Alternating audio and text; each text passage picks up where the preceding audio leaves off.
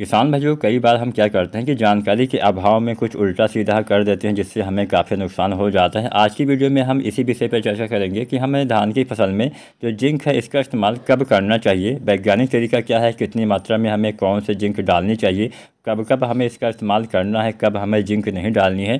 संपूर्ण जानकारी इस छोटी सी वीडियो के माध्यम से आपको देने वाले हैं, तो हमारी पूरी वीडियो ज़रूर देखिएगा, आपको बहुत ही अच्छी जानकारी मिल जाएगी। और अगर अभी तक आपने फार्मिंग विद SRJ चैनल को सब्सक्राइब नहीं किया है तो चैनल को सब्सक्राइब करें। किसान साथियों, इस वीडियो के माध्यम से हम आपसे एक छोटा सा सुझाव भी मांग रहे हैं। किसान साथियों, अगर अभी तक आपने धान की रोपाई नहीं की है तो हमें नीचे कमेंट में बता दीजिए। अगर आपने रोपाई कर दी है तो भी हमें बता दीजिए कि आपकी अभी धान की फसल कितने दिन की हो चुकी है, जिससे हमें पता चल सके कि हाँ, हमारे ज़्यादातर जो दर्शक है, जो हमारे किसान साथी हमसे जुड़े हुए हैं, उनकी फसल इतने दिन की हो चुकी है, तो हम उसी हिसाब से आगे वाली वीडियो बना सकें। तो प्लीज़ हमें नीचे कमेंट के माध्यम से ये छोटी सी जानकारी जरूर दीजिएगा।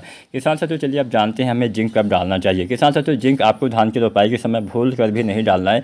जिंक का इस्तेमाल रोपाई के समय अगर आप करते हैं तो अपने पैर पे खुद ही कुल्हाड़ी मारते हैं, क्योंकि क्या होता है कि हम रोपाई के समय या तो हम DAP डालते हैं, चाहे NPK डालते हैं, चाहे हम SSP डालते हैं। इन तीनों खादों में फास्फोरस वाली खाद पाई जाती है, और फास्फोरस चाहे जिस भी रूप में आपके खेत में उपलब्ध हो, मिट्टी में आप डालें, उसके साथ में कभी भी आपको मिट्टी में जिंक खाद का इस्तेमाल नहीं करना होता है। क्यों नहीं करना होता है? क्योंकि जब भी आप फास्फोरस के साथ में जिंक को मिला देते हैं तो एक नया तत्व बन जाता है, जिसको हम जिंक फास्फेट नाम से जानते हैं। ये जो नया तत्व हो गया है, ये अघुलनशील रूप में चला जाता है, अर्थात ये घुलने वाला नहीं है। आपके पौधे इसको भोजन के रूप में नहीं ले पाते हैं। ये आपका जो तत्व है एक पत्थर के समान खराब हो जाता है, जो आपका पैसा भी बर्बाद हो जाता है। तो इसलिए कभी भी आपको धान की रोपाई के समय जो है वो जिंक खाद का इस्तेमाल, चाहे आपकी 33% वाली जिंक सल्फेट हो, चाहे आपकी 21% वाले जिंक सल्फेट हो, इसमें से किसी भी का उपयोग आपको धान की रोपाई के समय नहीं करना है। इसका उपयोग करने का सही समय हम सबसे पहले आपको बता देते हैं।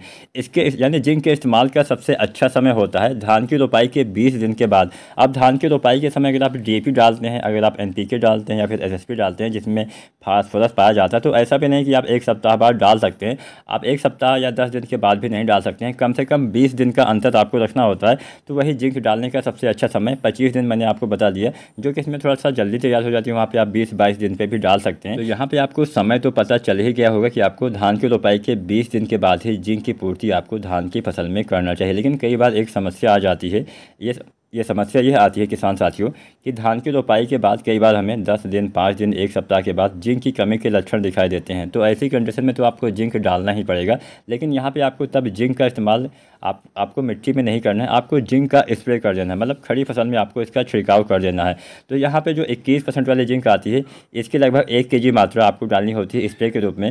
साथ में 1 से 2 kg आपको दानेदार यूरिया घोल के मिला लेना होता है, या फिर आप भुजे हुए चूने का पानी भी साथ में डाल सकते हैं।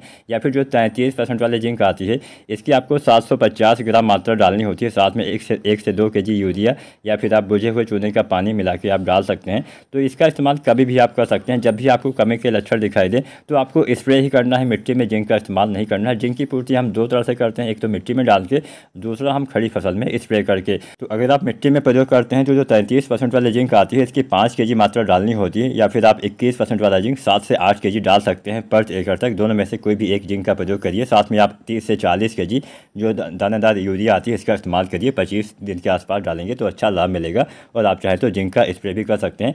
अब यहाँ पे बात यह रह जाती है कि क्या हम स्प्रे बिल से भी इसकी पूर्ति कर सकते हैं? तो आप कर सकते हैं। ऐसा नहीं कि केवल आपको मिट्टी में ही डालना है। अगर आप स्प्रे करना चाहते हैं तो आपको इसका इस्तेमाल 2 बार करना पड़ेगा। वही मिट्टी में डालते हैं तो केवल 1 बार से ही काम चल जाएगा।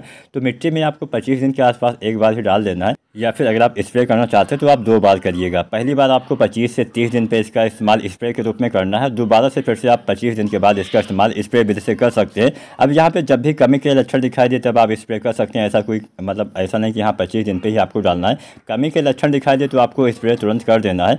वैसे 25 दिन और 50 दिन के आसपास आपको स्प्रे करना चाहिए, अच्छा लाभ मिलेगा। उम्मीद करते हैं वीडियो पसंद आई होगी। जब भी आप किसी भी खाद का इस्तेमाल करिए उस समय खेत में पर्याप्त मात्रा में नमी होनी चाहिए। खेत में नमी ना हो, पहले सिंचाई करें, उसके बाद खादों का इस्तेमाल करें। वीडियो देखने के लिए आपका बहुत बहुत धन्यवाद।